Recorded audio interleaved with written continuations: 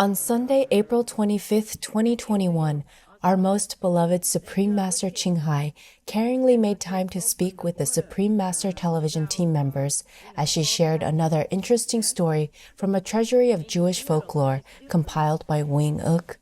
Before the reading, Master elaborated on some questions which the team members had. Master, there is an ongoing crisis at the U.S.-Mexico border. In the first few months of Joe Biden's presidency, the number of illegal immigrants apprehended has surged, with more arrivals than any other period in the past 20 years. Yeah. Some say it is fueled by the perception that his administration has a more open border policy. By contrast, the former U.S. President, His Excellency Donald Trump's policies tightly restricted legal and illegal immigration and directed immigration officials to apprehend anyone in the country unlawfully. Would Master kindly share her thoughts on this issue? Yes.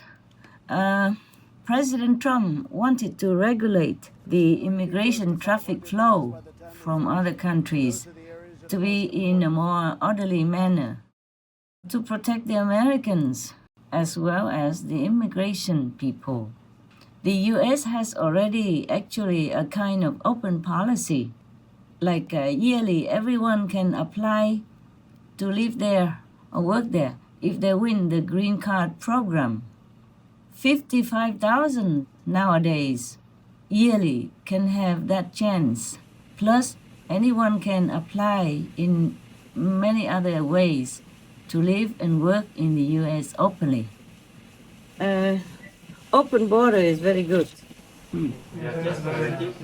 But it should be done, in an organized way. Otherwise, it will be chaotic. As I have read in the news, it seems to breed a kind of crisis, at the border between USA and Mexico. Yes. Because you cannot just open the border without, foreplanning. Yes. In Europe, it's different.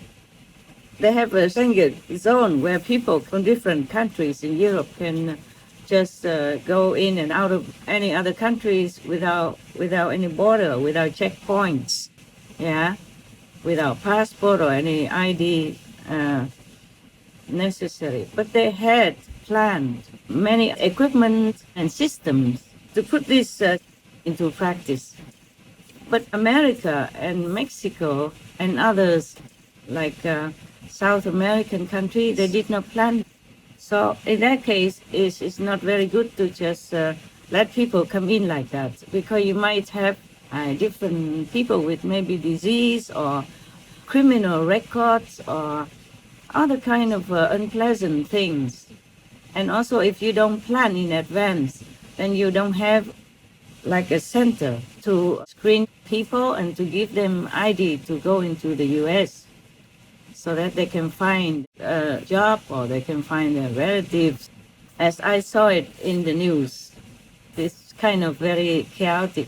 All the children squeezed together in pens, and it's almost very unkind, because people come to the United States all of a sudden, so the people at the border cannot deal with the influx so fast.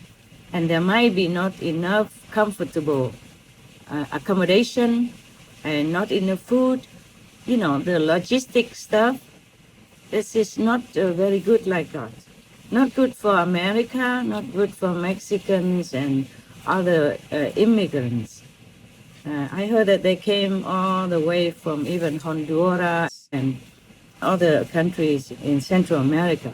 So to open the border is very nice, very kind, and very good for any country. When you need some extra workers or you just want to be hospitable, it's very good.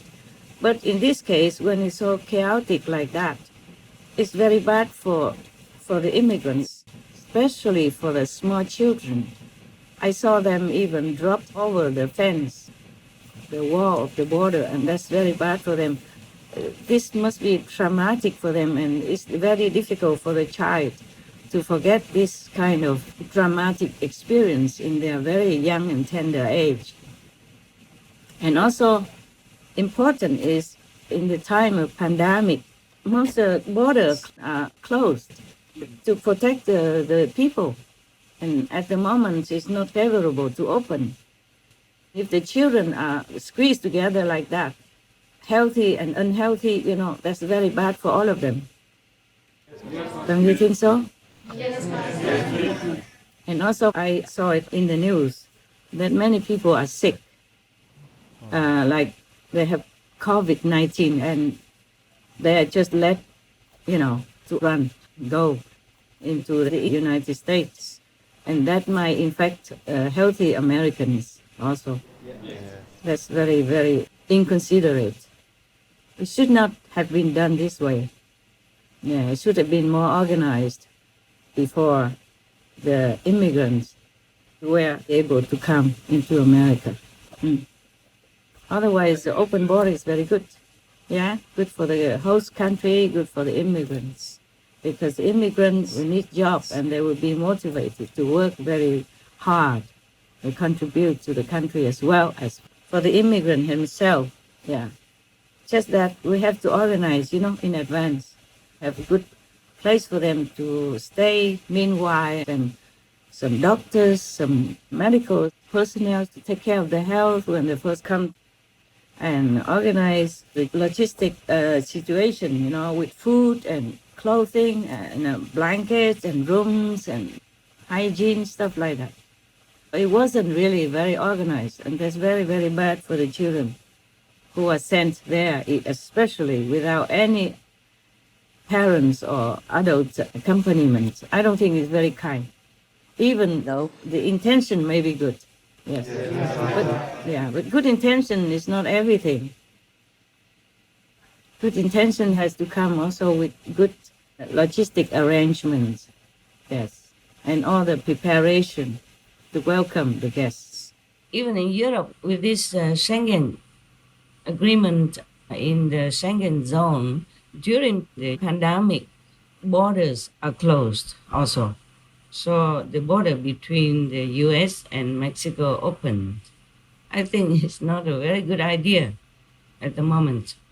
Besides, the mentality of European countries is maybe different from the mentality of the Mexicans and the Americans. Different expectations, different way of life.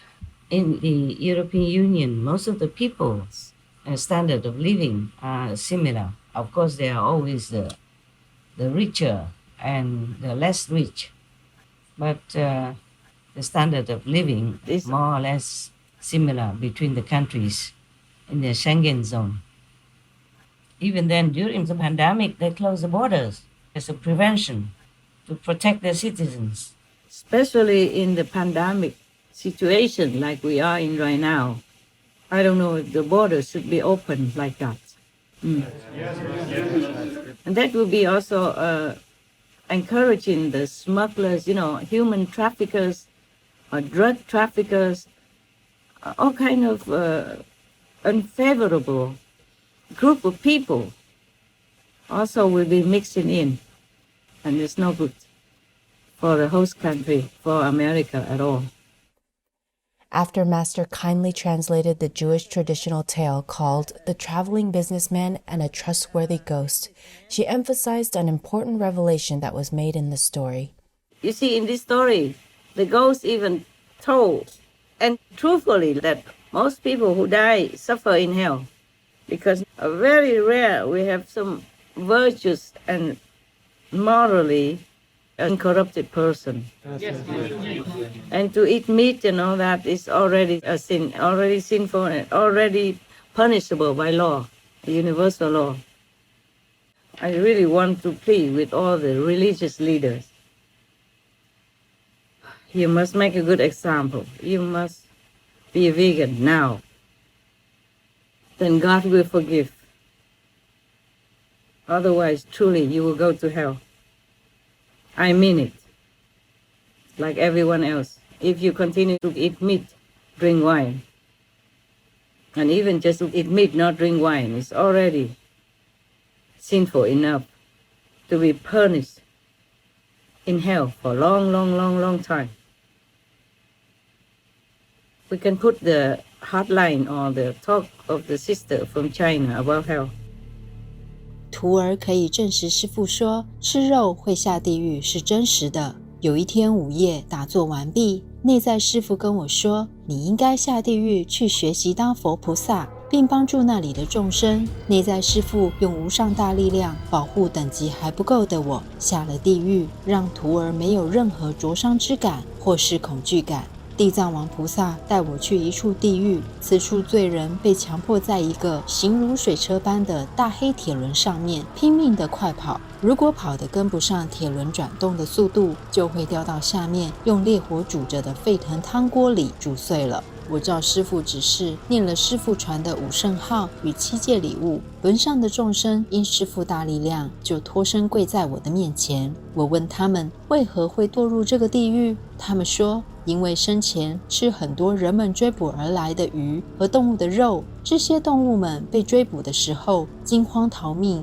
却无处可逃，被抓到后又被杀，放进汤锅里把肉煮烂来吃，所以我们吃了动物的肉就堕入汤锅地狱，被罚一直不断的逃跑与被煮熟。我开导他们说，吃肉的业障极为深重，大家都是不知道吃肉后果如此可怕才敢吃，并叮嘱他们以后转身一定记得要吃纯素与做好事。罪人就跟师父超生去了，但是在说话的同时，又看到很多裸体的新来的吃肉罪人从上面一个接一个堕入地狱，所以经典才说地狱不会空。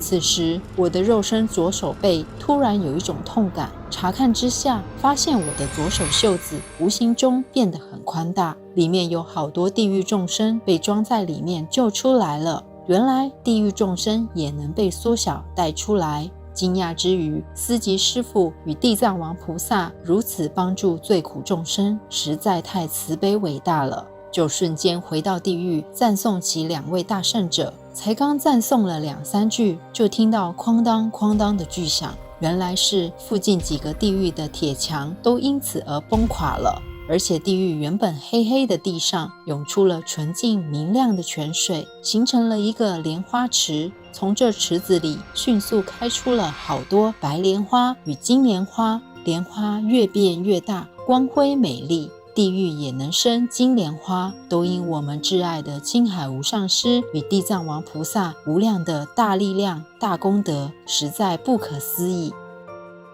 It's not enough that you wear the monk's or nun's robe and just, every day doing some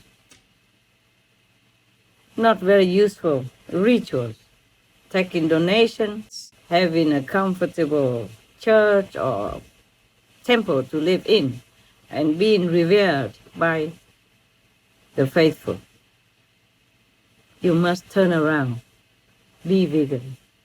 No more meat, no more animal products. Otherwise, you cannot escape hell. In my honor, in the name of God, I tell you the truth like that. Even if you feel offended, even if I risk my safety to tell you, the leaders of religions, I have to tell you, in the name of God. It's not enough just to learn some ritual by heart and just repeat what is in the Bible or the Sutra. People trust you to lead them to the righteous way. Not only you have to be vegan, you must also advise your followers, the faithful, to do the same. Must be vegan. No more killing indirectly. The poor innocent animals that God made, the animals are also God's children and shall not be destroyed.